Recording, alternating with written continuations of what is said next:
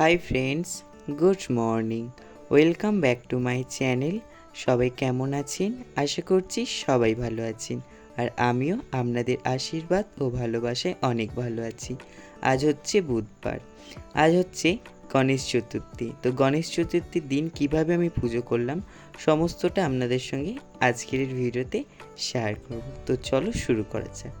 তো গণেশ চতুর্থী পুজো করার জন্য কী কী লাগছে এদিকে দেখিয়ে দিই। এদিকে নিয়েছি দুটো লাল কালারের চেলি কাপড়, এদিকে নিয়েছি লাল সুতো, এদিকে একটা পৈতে, এখানে নিয়ে নিয়েছি মোমবাতি, তারপর এদিকে নিয়ে নিয়েছি একটা শুকনো হলুদ, এদিকে তারপরে নিয়েছি একটা সুপারি, আর এখানে নিয়েছি একটা পয়সা। এখানে যে কোনো পয়সা নিতে পারেন, 16 আনা আর কি। তো এদিকে তারপরে চন্দন বাটা, এখানে কিন্তু লাল চন্দ ঘষে নিয়েছি, অশ্বগন্ধা রয়েছে, আর এখানে নিয়েছি আতপ চাল। তো এদিকে নিয়ে নিয়েছি মধু, তো তারপর এদিকে রয়েছে সিঁদুর, আর এদিকে পান পাতা, দূর্বা, আর এখানে নিয়েছি ফুল। গণেশ পুজোয় কিন্তু লাল ফুল, লাল বস্ত্র, লাল চন্দন এগুলো কিন্তু ব্যবহার করতেই হয়। এদিকে আরতি করার জন্য পঞ্চপ্রদীপটাও সুন্দর করে সাজিয়ে নিয়েছি, এদিকে লাড্ডু আর জলটাকেও সাজিয়ে নিয়েছি।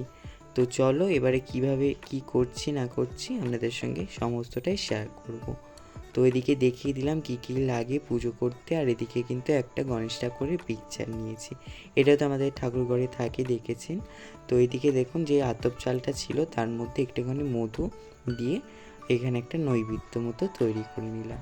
তো তারপর এদিকে দেখুন গণেশ ঠাকুরটাকে এবার সুন্দর করে সাজিয়ে নেব। অভিষেক করা হয়ে গিয়েছে, দুধ, দই, ঘি, মধু, অগরুর এইগুলো দিয়ে কিন্তু আপনারা অভিষেক করবেন। আর যেখানে বসাবো তো সেইখানে লাল চেলি, তারপরে একটা পান পাতা, তারপর এখানে সুপারি, এদিকে কাঁচা না শুকনো হলুদ, তারপরে এখানে একটা পয়সা দিয়ে দিলাম, দিয়ে তারপর ওই যে চালটা তৈরি করে রেখেছিলাম মধু মাখিয়ে, তো সেটাকেও সুন্দর করে ওখানে দিয়ে দিলাম, দিয়ে এখানে লাল চন্দ্রের ফোঁটা, তারপরে অষ্টগন্ধার ফোঁটা, আর সিঁদুরের ফোঁটা দিয়ে দিলাম অনামিকা আঙুল দিয়ে।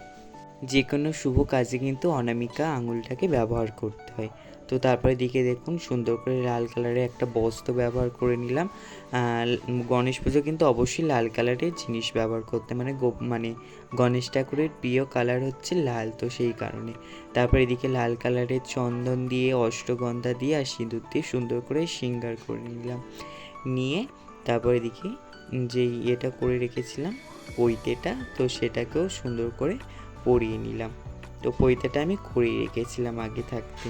তো তারপরে এদিকে দূর্বা দিয়ে সুতোতে বেঁধে নেব, লাল কালারের সুতোতে। তো এখানে মোট কিন্তু 21টা দূর্বা রয়েছে, মানে সমস্ত পুজোটা করতে কমপক্ষে 21টা কিন্তু দূর্বা লাগে। দূর্বাটা নিয়ে তার মধ্যে থেকে এখানে 14টা দূর্ব এখানে বেঁধে নিচ্ছি। তো এদিকে দেখুন এইভাবে লাল কালারের সুতোটাকে এখানে 5টা দড়ি মতো নিয়েছি, নিয়ে আর তাতেই 14টা দূর্বা নিয়ে সুন্দর করে বেঁধে নিচ্ছি। পুরো যেভাবে পুজোটা করতে হয় সমস্তটাই আপনাদের সঙ্গে শেয়ার করে দিলাম। তো এদিকে ওই দূর্বাটার মধ্যে লাল চন্দন, অশ্বগন্ধা আর সিঁদুর দিয়ে আর এখানে গণেশ ঠাকুরের কাছে পিকচারে বেঁধে নিচ্ছিলাম। আপনারা যখন মূর্তিতে পুজো করবেন তো মূর্তির ডান হাতে বেঁধে দেবেন। তো এদিকে যেখানে এটা তৈরি করে রেখেছিলাম বসার জায়গাটা, পান পাতা, সুপারি, লাল চেলি দিয়ে সেখানে বসিয়ে দিলাম, দিয়ে এদিকে লাড্ডুটাকেও নিবেদন করে দিলাম। আর অবশ্যই কিন্তু গণেশ পুজোয় একদম কিন্তু তুলসী পাতা ব্যবহার করবেন না, ভুলেও কিন্তু একদম তুলসী পাতা দেবেন না। তো তারপর এদিকে সুন্দর করে ফুল দিয়ে আর পুজো করে নিচ্ছিলাম, ফুল দূর্বা দিয়ে আর পুজো করে নিচ্ছিলাম। আর গণেশ ঠাকুরের যেই পিকচার বা যেই মূর্তিটা বাঁ দিকে সুরটা রয়েছে সেটাই কিন্তু আসল মূর্তি, ঠিক আছে। অনেক গণেশ ঠাকুর রয়েছে ডান দিকে কিন্তু সুরটা থাকে, তো ওই এতে কিন্তু আপনারা পুজো করবেন না। তো তারপর এদিকে ওই মিষ্টিটার মধ্যে করে দিলাম। আপনারা চাইলে কিন্তু ভোগের মধ্যে মোদকও রাখতে পারেন, মোদকটা আমি পাইনি আর বাড়িতেও তৈরি করা হয়নি, তো সেই কারণে লাড্ডু দিয়ে পুজোটা দিয়ে দিলাম। তাই এদিকে আমার পুজো হয়ে গিয়েছে, তারপর এদিকে আরতি করে নেবো বলে পঞ্চপ্রদীপটাকে মোমবাতির সাহায্যে জ্বালিয়ে নিলাম। বাড়িতে আর কি ছোটোখাটোভাবে কীভাবে পুজো করবেন সেটাই আপনাদের সঙ্গে শেয়ার করলাম। তো পুরোহিত না ডেকে আপনারা কিভাবে পুজো করবেন, তো সেইটা এইভাবে আপনারা বাড়িতে করতে পারেন। তো এদিকে সুন্দর করে পুজো করে নিচ্ছিলাম গান করে করে। তো গানটা আর এখানে দেয়া হলো না, ওই একই ভয়, কপিরাইটের ভয়, তো সেই কারণে দেয়া হলো না। এদিকে পঞ্চপ্রদীপটা সুন্দর করে ঘুরিয়ে ঘুরিয়ে মানে আরতি করে নিচ্ছিলাম। নেওয়ার পরে এখানে তাপ দিয়ে দিচ্ছিলাম, 3বার সুন্দর করে তাপ দিয়ে দিচ্ছিলাম।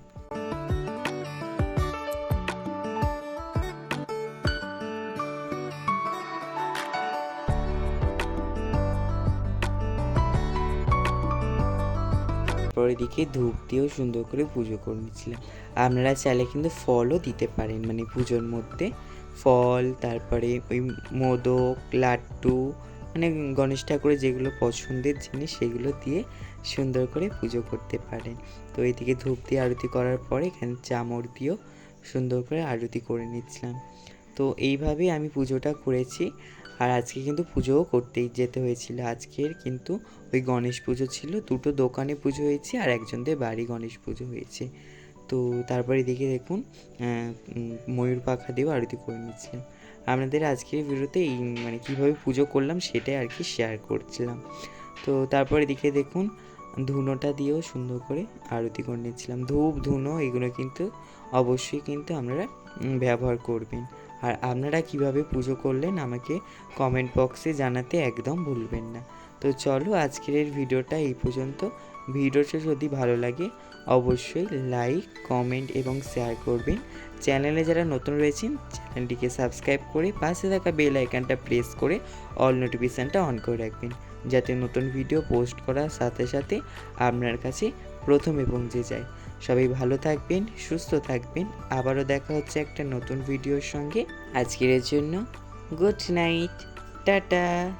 গণপতি বাপ্পা মোরিয়া।